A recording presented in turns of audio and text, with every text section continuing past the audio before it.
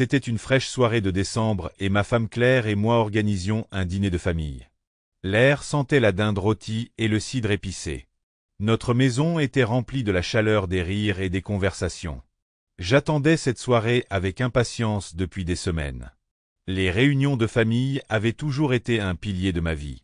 Un moment pour créer des liens et célébrer les petits plaisirs qui nous unissaient.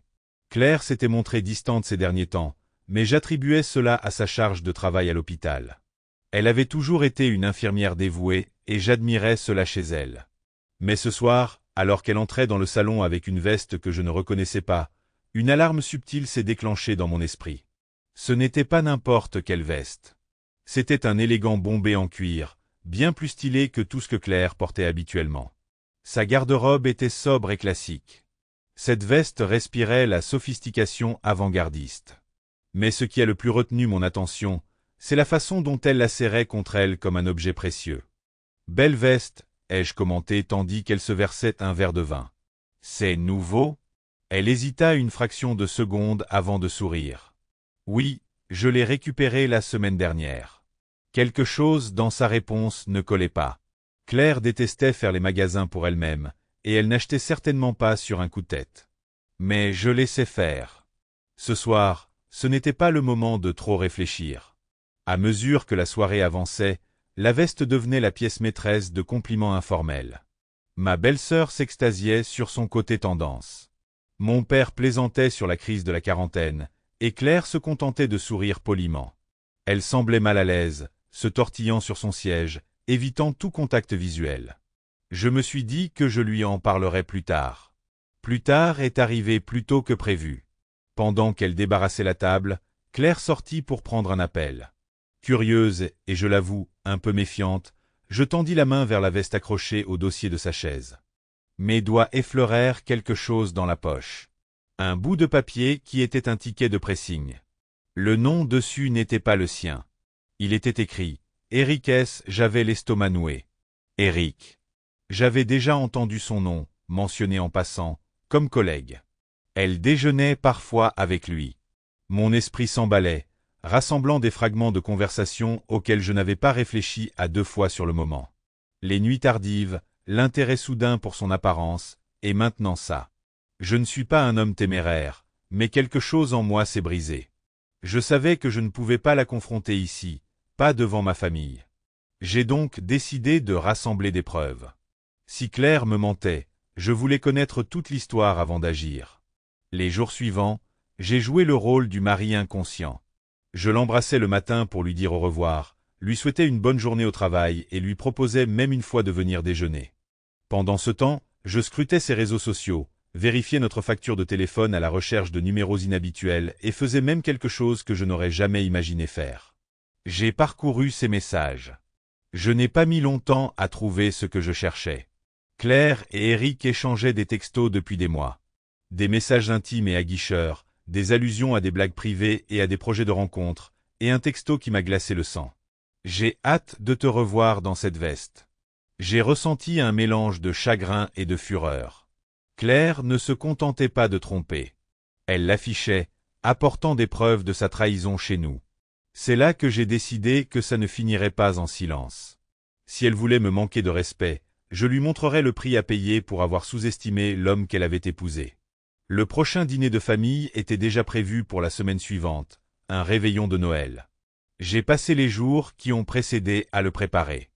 J'ai imprimé les messages, rassemblé des photos sur les comptes publics d'Eric sur les réseaux sociaux et même trouvé quelques photos d'eux ensemble dans ce qui semblait être un bar.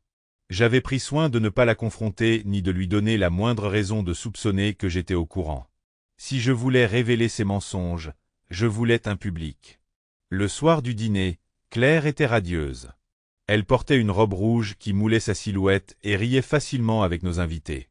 Mais il y avait chez elle une certaine nervosité, une nervosité que je reconnaissais maintenant que je savais à quoi m'attendre.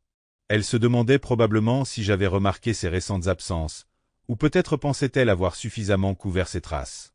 Au dessert, tout le monde était assis dans le salon, dégustant café et gâteaux. J'ai décidé qu'il était temps. Avant d'ouvrir les cadeaux, j'ai dit, en levant mon verre, que j'avais une petite surprise pour Claire. Elle m'a regardé, perplexe mais souriante. « Oh, Tu sais combien je t'aime, ai-je commencé d'une voix ferme, et combien j'accorde d'importance à l'honnêteté et à la confiance dans notre mariage. Le silence se fit dans la pièce. Le sourire de Claire s'estompa. Alors, quand tu as porté cette veste la semaine dernière, continuai-je, je n'ai pas pu m'empêcher d'être curieux de savoir d'où elle venait. Imaginez ma surprise quand j'ai trouvé un ticket de pressing avec le nom de quelqu'un d'autre dessus. Ses yeux se sont écarquillés et son visage a perdu toute couleur. James, de quoi parles-tu? Je l'ai ignoré et j'ai sorti un dossier que j'avais caché sous la table basse. Eric S., dis-je en laissant son nom flotter dans l'air. Ça vous dit quelque chose? Des exclamations de surprise fusèrent dans la salle. Claire balbutia. Je ne sais pas ce que vous. Arrête, rétorquai-je d'un ton sec. J'ai vu les textos, Claire. Je sais pour les déjeuners, les soirées tardives, la veste, et tout le monde le sait maintenant. J'ai ouvert le dossier et j'ai commencé à distribuer des copies des textos et des photos. La pièce résonnait d'un murmure choqué et des protestations frénétiques de Claire.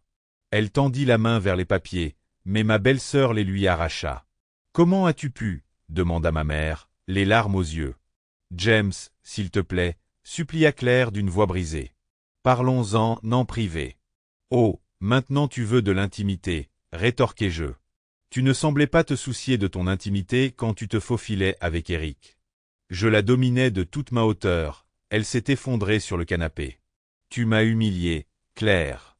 Mais ce soir, je reprends ce pouvoir. On ne peut pas mentir, tricher et s'en tirer sans conséquence. » Pendant un instant, personne n'a parlé. Le seul bruit était le silence de Claire. Finalement, mon père se leva, le visage marqué par la déception. « Claire, » dit-il d'une voix sévère, « tu dois une explication et des excuses à James. Tout de suite. » Mais je n'ai pas attendu sa réponse. J'en avais assez.